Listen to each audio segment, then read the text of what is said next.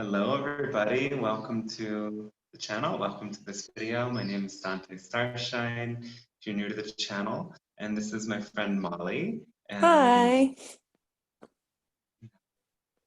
we met some years ago here in Guatemala, and she does similar work with reading records and psychic reading. And Yeah. maybe you can tell yourself a little bit. Hi. So yes, I am an Akashic Records reader, and I teach astrology and tarot. That's kind of what I'm most interested in right now. I also teach Akashic Record channeling, which I also kind of prefer more than the reading itself. I like to teach people how to do stuff. Um, yeah. So that's kind of where I'm at right now with my stuff. Yeah. Cool. Yeah, we're friends. We've done some work together, and we wanted to just collaborate on and share some different ideas in this video Mm-hmm. about lives and some misconceptions about it, Mm-hmm. and taking other levels where we look at perhaps soul fragments or altars and all sorts of good, interesting stuff that comes up for us as we go through this journey. Yeah. Yeah, I think we experience reality in pretty similar ways. um, yeah, with of course our individual differences. Um, yeah. So I guess like the first thing that comes to mind to talk about is this notion of quote unquote like past lives and time being linear, um, which is a thing in the physical reality to degrees. But something that I feel kind of passionate about is this idea that time is not as linear as we think it is, and these past lives are happening at the same time to this one, kind of simultaneous. It's like a different point in time space. So that's just a concept that I've been talking a lot about recently, that I find pretty interesting. What are your thoughts about Yeah, it? absolutely. Yeah. Yeah, well, it totally resonates with what I channel and what comes through other channeled beings. And they say everything is here and now, and that Mm-hmm. means that these other lifetimes are just different aspects of the real now, because Mm. time itself is the illusion that we incarnate into. We choose to experience reality in this way, frame by frame, though there's higher aspects of ourselves that experience it in a sort of simultaneity or as Absolutely. oneness. And the more you go up to these other levels, the more there is this, more definitive experience of oneness, everything being Mm. interconnected. And these other lifetimes are interconnected beings with us. And I, one thing that I notice a lot is people really will experience past life regression, or even just hear a message from somebody else, and then they really start to identify with that. And it becomes a story because we kind of got used to history as the story, like back in 1776 this happened. Right. Back in um, 1000 BC this happened. But Yeah. And it did slash is. different timeline, and it can be harder. Yeah, it is right now. It's harder to Exactly. shift into one reality where something happening 1,000 years ago is different, though that does happen to some extent. But it's very common that when we make a shift in this lifetime, those other lifetimes change as well. So Mm. it's not this fixed thing that happened. It's a living archetype within ourselves that we choose how we relate and how we connect with. Definitely. I've definitely had experiences that have shown how malleable those other times can be, like on an individual level, and also like I don't want to tell the whole story, but with a partner of mine that had like an energy following his energy signature around in different times from one source. So we were able to kind of find the source of that and deal with it in that uh, lifetime or time space, moment in time, time space. Yeah. So you definitely can have that. You can have things that branch out and affect the different lifetimes from the individual level, and also from like a more collective or external level of like your soul, what your soul's interacting with, or what you're interacting with, who you're interacting with, etc. Yeah. Absolutely. Yeah, an early experience I had with this was looking at a past life where I was kind of like a loner and was very isolated during that whole lifetime, though I went into these experiences knowing, like having been taught, you can change this. And there are other potential timelines within that soul's life, soul history. Mm, So in changing, creating an energetic shift in myself, sort of stating clearly, like, this isn't the frequency that I want to bring into my future, and this isn't the mm, frequency I want to live in my seeming past. I was able to change that, where everything within that lifetime changed, and the past version of me was much more social and had these relationships and connections, and moved out of that stuck space. So mhm. that really, like, doing that, and it happened with many other lifetimes that I'm not really remembering so clearly, but the for me, the past life tool is more about changing patterns than it is gaining a sense of identity. I Because when agree. you try to identify it and pin it down, it actually becomes a more present pattern that gets lodged in your system. Because Totally. what you're saying to your soul is like, oh, I want to know, I want to see who I was, and I want to bring that here. But it's Exactly. actually like, I'm using the tool to tune into a frequency. So if a frequency of loneliness has been with me for some time, it connects to these other lifetimes. I can see the ones that have that frequency, and I can change it. And then Yeah. as I change in the moment, my present changes.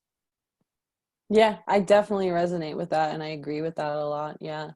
And then you also have ones where those kinds of patterns did serve that lifetime in some way, but it's just not serving the present one. Like a friend of mine had a very similar to what you're talking about, this kind of isolated monk kind of a pattern in their lives.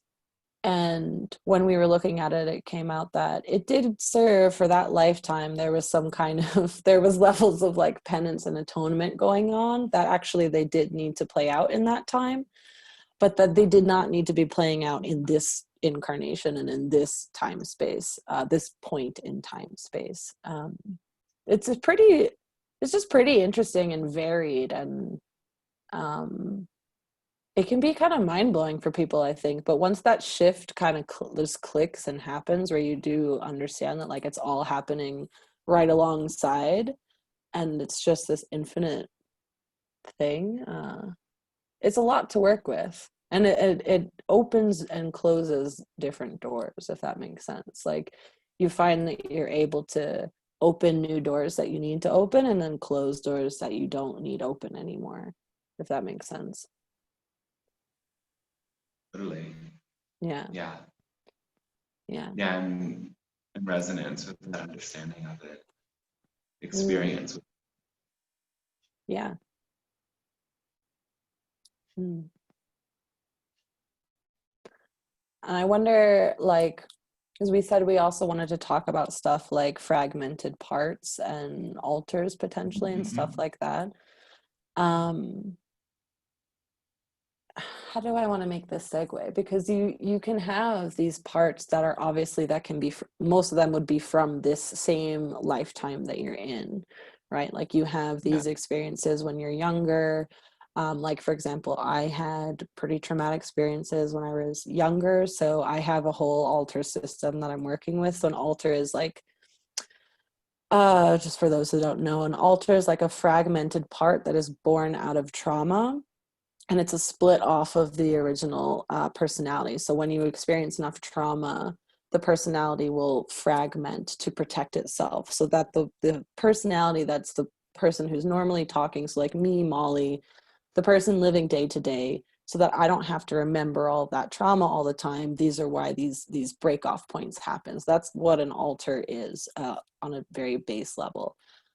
The way that I'm tying it into here, and just some of my experiences that I've had, is so you're talking about how people get kind of, not obsessive necessarily, but like people will get very interested in their past lives, right? And they want to bring that life here. I've definitely had experiences where like I go and have discovered or connected with other me's, but then I find it extra confusing because then they start bleeding over into this me. And I'm like, wait a second, who's who in here? And then I also have the alters that I now am aware of. So it's like, it can be a lot. It's like how many people exist in one person, but then isn't that such an interesting metaphor for how all is one and one is all? It's just interesting to me. Yeah. Yeah. Yeah.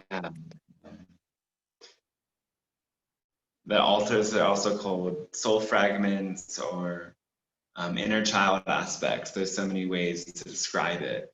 And Mm, basically like that it's a personality that's born because the personality presented in that moment is either being rejected or punished or reprimanded in some way. So mm, the child usually will have to come up with a strategy, a new way of coping with that situation. mm-hmm. And then whenever you meet a certain stimulus, whether it's usually one that's kind of fear-based, Mm-hmm. the Yeah, alter soul fragment just snaps back right on. It comes online and starts interacting for you. And totally. Yeah, we call that coming to the front. yeah, Yeah, yeah. I think it's just something important. else. Oh, Go okay, go ahead. ahead. No, finish. No, please finish. Go ahead. I was saying it's important to really have compassion for yourself and compassion for these like mini me's within you, Yeah. because everything they do is a protection strategy. It's actually them doing that allowed you to survive and get to this moment in your life. So Mm-hmm. it's actually gratitude you have to have if you experience this or you know somebody who perhaps has a lot of different personas. Mm-hmm. Multiple personality disorder isn't as uncommon as Yeah. we think it is, and it isn't And extreme. it's now being called, just so you know, it's being called dissociative identity disorder now. They've switched the terminology, or at least it's in the process of switching. Um, Oh, cool. Yeah. And I think something else, like what I think you were touching on this, is that aspects of this are more common than people think. Like, do I think that there's a Really. ton of people that have an entire really intricate alter system from having like really, really intense trauma? Probably not, but do I think that a lot of people have like fragmentation and these like mini personas that get triggered out from fear or pain or unresolved childhood stuff? Yes, I think that that in some way is relatable to like most people because of this inner child, wounding that the majority of people, that we have. So there's just so many different levels to all of this, and I find it really, really interesting, especially when you do get into those psychic realms and it's like, who am I? Who am I on like the largest scale possible? Because sometimes you can tap into those spaces and it's not just about like me and my alter system here. Then you're dealing with like my other lives and other people's lives and just a lot of stuff. So it's interesting. It can be overwhelming and confusing.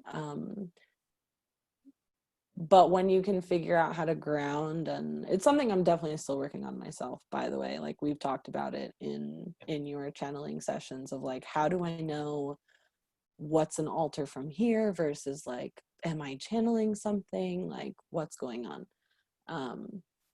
But regardless, it definitely gives a really like wide insight into the larger human psyche, and I find that interesting.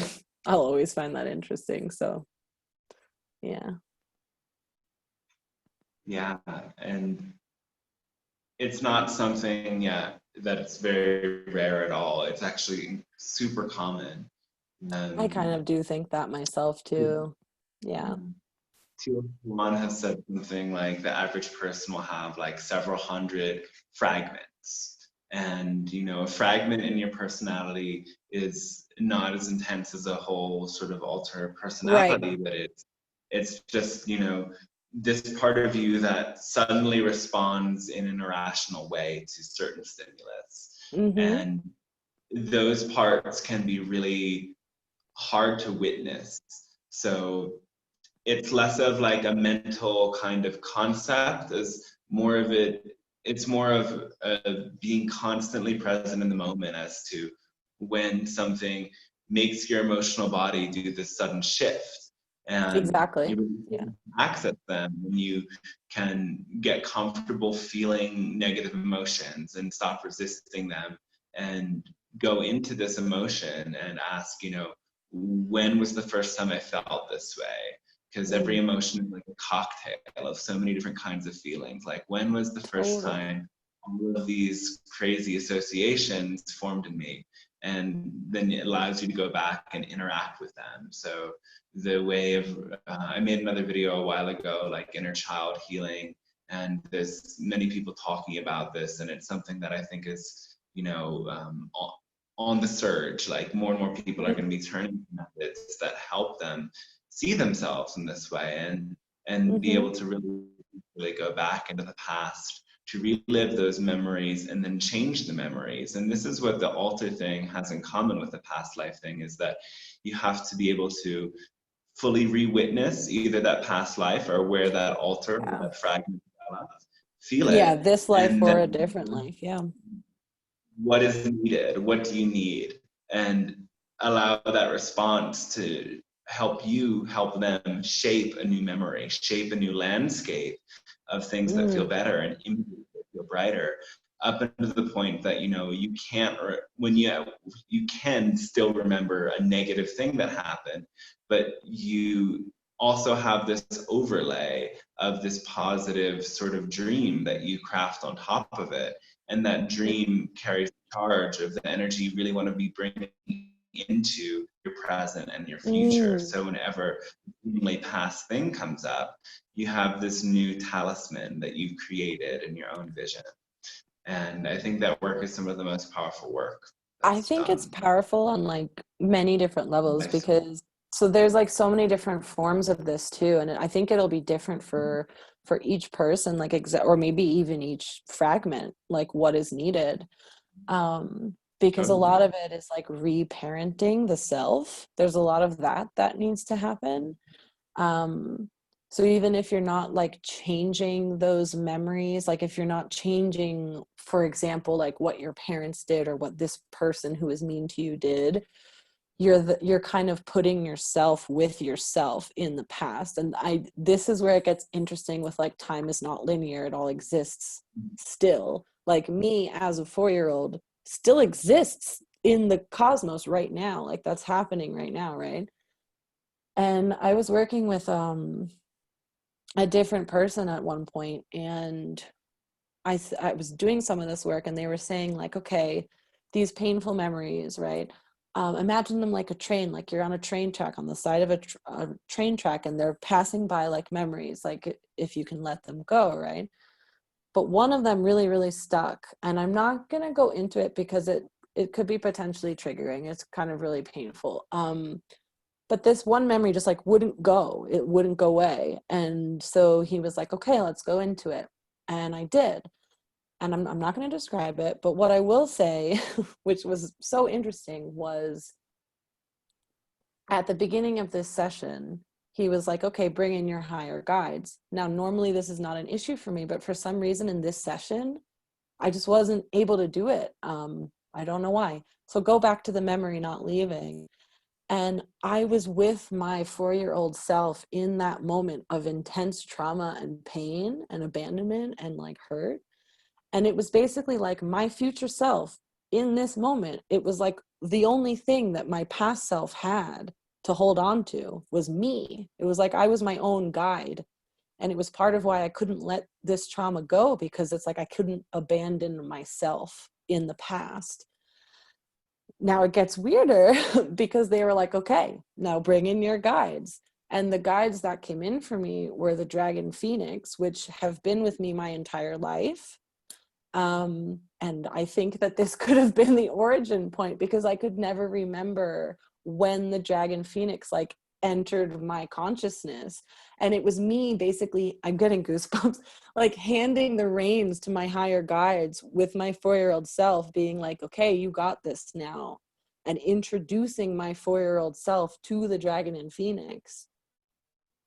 And it was just really, and I was able to finally let the memory go. And I was like, oh my God, is this when the dragon and phoenix entered my life? And it was really just crazy time travel work. And the practitioner even was like, you don't pay for this session. Like, this was a gift for both of us. Like, this was so intense. Like, it was something. And then this was also the same session where we were kind of tapping into bilocation, and they were like, let's see how many places you can be at once. And it was like, we did not find a cap. Like, so it's like when you take the lid off, I feel like it's so expansive. Like, there's just there's a lot going on in our many realities, let's say. But I thought that was pretty pretty standout example of some time travel work, and the fact that yeah, time is not linear. It's like I was having this interaction with my past self through time space. It's pretty powerful stuff. Yeah, And there's just it so really many is. And a yeah, lot go ahead. of people will do that and, you know, be able to say, like, after I did the inner child work, I remember my future self coming to me as a child, and Exactly. suddenly everything Yeah, changes. It's like you actually like start to remember, like, wait, I was in touch with my future self, even if it was just in imagination. Like, I yeah, wonder what I'll be like when I'm older. And this yeah, like beautiful bright being comes to you. yeah, That happened to me as well. Some of the early memories that I worked on after doing the sessions, I remembered, yeah, when I was young, I would imagine uh, older me coming to help me. And yeah. so it like creates this epic connection that really like integrates your life in a way. It does. I agree. And that was actually like the second time that I had had some weird like cross time space interactions with a past self of mine. Or I should say not a past self, a younger self in the same timeline. Yeah. It's really interesting, and it's really powerful as well. Yeah. I think it's really cool that can be done. Yeah. It's super crazy. And somehow how this connects to channeling. Yeah. Because, well, we're talking of alters and past and future selves, like they're all in a way like aspects of self. And Absolutely. yeah, the fragments and everything are sort of this present lifetime inner self aspect. But then when we start to connect to our guides, our past or future selves, it's like we're connecting to, you know, part of the oversoul that we're a part of. And we're Yeah. seeing that we're so much bigger than present life. And it's also about then how the energy we put out changes what we meet in our guides. And if you Oh look at a yeah. lot of channelers, like over time, the entity they channel will change. And it's like, well, I thought you Mm. were the same entity. Why is your voice changing over time? It's sort of like, you know, the journey of channeling like changes the channel, and then the way that they meet that guide changes. And there's some channels that go like have even talked about like the upgrade to the entity coming through that process. So I think it's all very interesting. I think so too. And I think like, well, you know that I'm a person that I think that, you know, stuff like channeling and, you know, quote unquote psychic things, I think every human being is capable of them. I think like we come in with different stats, or perhaps our life experience. Like, I think one of the reasons I'm this open in this lifetime is because of the trauma that I've experienced. And I'm not trying to say like, wow, trauma is great. It's not fun. But I do think that, like, you know, part of why I have these like levels of openness, were because of some of the stuff that was being done to me, or like tests that were being done to me, and like having these different alters and having the openness to be able to channel people, like you said, in the same oversoul, or even the empathy of being able to feel someone outside of the oversoul and understand them. What was my point? Was just that, oh man, that I think it helps, I think, in a way, in a really kind of, I'm not saying go get traumatized, obviously don't do that, anyone listening, but like, it opens you up in a way that you have this understanding, especially with an alter system, because you're like, wow, I'm this, but I'm also this, and I'm also this, but I'm also this, and I'm that. And if you take that, not even from an alter system, but if you take that just to what you're talking about, which is like seeing and sort of feeling the different aspects of self in the oversoul, or the different expressions, the different lives, in the oversoul. I don't know, I'm losing my train of thought, Yeah. but my overall point Yeah, I was would just say, that, yeah, no, go ahead. Maybe you can fill in where I was getting lost. yeah, it's sort of, it takes a dark night of the soul to have an awakening, and it takes fragmentation to appreciate unity and to want to strive for unity. Yeah. So, you know, if you only have like one or two fragments, there's nothing weighing on you that's pushing you to go and get healed. Mm, And people who awaken will often do that out of a great suffering. So, you know, even looking at spiritual texts, it's not hard to figure that out. But a mm, lot of people somehow superficially associate spirituality and all of this stuff with just like light, positivity, goodness. It's like we're moving in that direction, but we found where we are and where we're going, not because of that stuff. yeah, it's important not to bypass, very important not to bypass any of the emotional spectrum, really. yeah. Yeah. Yeah, but it's that challenge that pushes us to awaken. And people ask me maybe like, were you always this way? Or did you always have these gifts? And I say no, it was really hard, and it was, you know, having a life where it wasn't all figured out and it wasn't Mm, all clear, and it was really, you know, some pretty deep challenges at a younger age than many people around me that totally. actually to like seek something different and develop these gifts. So, um, and that's the way I generally see that it works. Yeah, I've seen that too. Tuan has said something. A spiritual person will have many more fragments, or start with many more fragments in a Yeah. healing process than somebody who isn't identifying as spiritual. Yeah, for sure. Like that. Yeah, I think her and I have been through similar stuff. I think that's why you lent me that book of hers as well. Yeah. Yeah. But I guess just the overall point I was trying to make before was like, even if you don't have like a ton of trauma, you still can access these things. I think that was kind of my overall point too, was like, it might make it a bit quote unquote easier. Like, the life experience isn't necessarily easier, but it makes it kind of easier to look at everything that way when you have that in the background.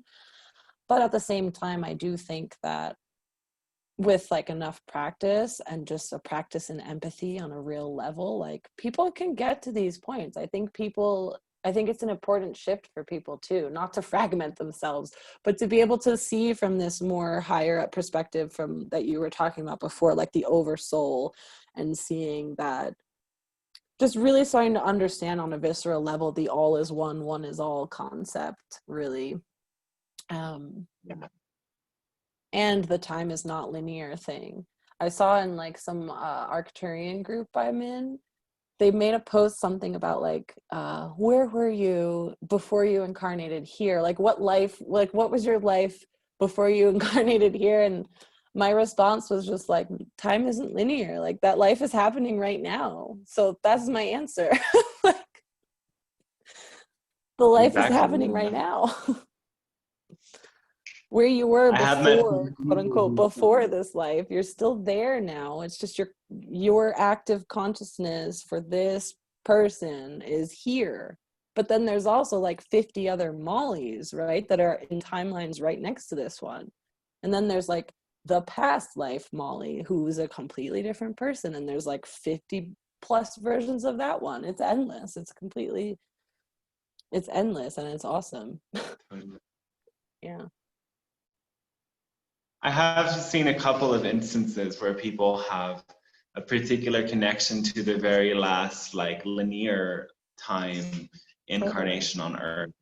And I think that there's different reasons for that. It can be like, you know, a trauma that took place in the death process that, Mm. you know, this that wanted to be remembered for the next coming soul's lessons. But Mm-hmm. even in that circumstance, like it doesn't mean that that was like the last lifetime that you came from. It's one that is strongly connected to you, but you Mm-hmm. can be much stronger connection to something that happened hundreds or millions of years ago, Totally. Or in the and future. time without knowing. Yeah, or in the Yeah. future. Yeah. Like, I feel like that's like a quote unquote issue for me too, is I live in the future too much sometimes. I'm like, I need to come back. I need to come back to the present. Yeah. Being a little bit in the future is okay. I agree. Yeah. I agree. If it's a positive sense of positive sense of anticipation without attaching to what's going to happen in the future. It's like when you can bring that positive sense of anticipation into the seeds you're planning Mm. to create that future, it's amazing. I just And had a that's then thought, like, time. imagine when we get to the point where our greatest scientific minds are also psychic spiritual minds, like how awesome that would be. Like people could potentially go get tech from the future. Like it's pretty cool. Put some regulation on that to not No, they screw should. things They up too definitely much. should put some regulation on that. But like in the Michael teachings, like if you look at Einstein, he wasn't a scholar, he was an artisan. Because he was like had this huge imagination and was channeling stuff from this quote unquote imagination realm. Like the imagination was so important to him. Um, Yeah, yeah, I just find it interesting. yeah, it's super interesting. Imagination is the key, though. It is. It really is. Yeah. Anything else to include in this? I don't think That so. I feels was just kind of feeling like it might be time to wrap up for now. Um, Yeah, it feels like a good integrated transmission.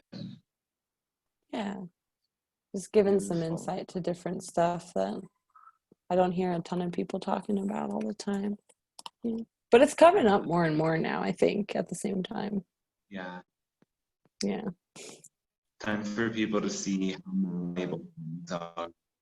I suppose like one bigger picture thing of tying it in is the idea of the Mandela effect, right? Some people Completely. remember Nelson Mandela in prison, and other people remember what actually happened according to our history, that he was freed and so on and so forth. But you know, when there's these like lapses in the collective memory, some people remember one thing and others remember a Mm-hmm. different thing. That's like evidence showing us that we're shifting time already. Yeah. And me explaining that in 30 seconds isn't really the full scope on that. But if you want to look into the Mandela effect, there's Yes. many different examples that I just show us how recommend things looking into are. the Mandela effect.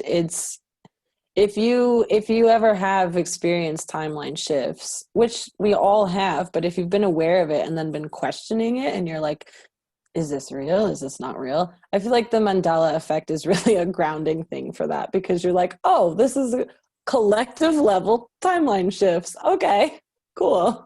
Good to know. Yeah, it can definitely be Yeah. helpful for people. Yeah. And one final thing I would say is that you can never change just the present or just the future or just the past. They are all one thing. So whenever you change one, even if it's just in this imagination zone, you're changing everything. So Yep. every time that you make that change to something that occurred in another lifetime or in this lifetime in your imagination, then ripples out into your future. And you can also play with that in the reverse by imagining connecting to a future version of yourself. And sometimes that future version of yourself will give you a warning, and you can integrate that.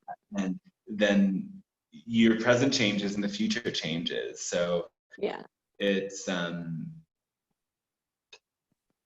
can sound complex if you haven't associated yourself with these terms before, but the simplest way to put it is that it all comes back to frequency. And Yep. when you're aware of the way you're feeling and what's upholding that, and you can just make those subtle shifts in your frequency by imagining new changes within yourself, imagining alternate solutions, And reinforcing them, I would and say aligning too. your actions with everything that you're imagining and channeling, your frequency changes, and then it changes.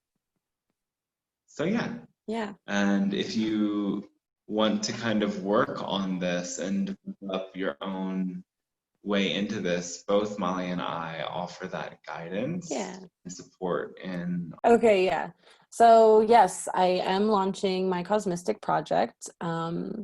It is a network, or like a conscious community of people working in these realms that we know and trust. So it's going to be a network of people that pretty much the majority of people know and trust each other, in the sense that they have good intentions and they're grounded in the light.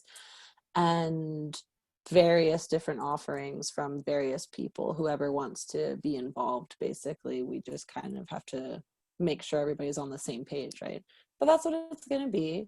I have some of my services listed on the Cosmistic page, not all of them yet, but I think my teaching ones are there. But yeah, that's what it's going to be. It's going to be properly launched, like fully launched very soon. I'm excited about it. Yeah. Yay. Looking forward to it. Yeah, it's going to be great. I'm really excited. You guys can check that out when you like. Yeah. If you enjoyed this video, please like it and share it and spread it around. That really helps with the search engines and all the things, the algorithms, you know.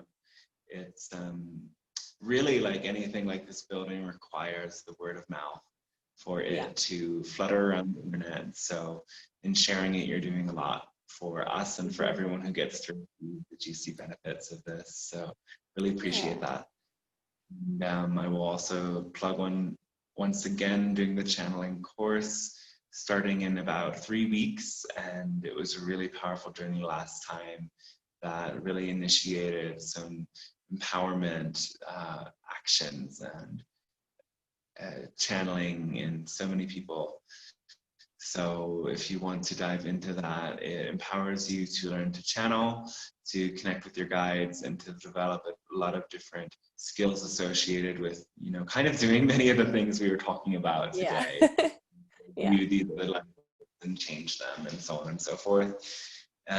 So you can send me a message and we can talk about it. And yeah, okay, I think that wraps up everything. Yeah.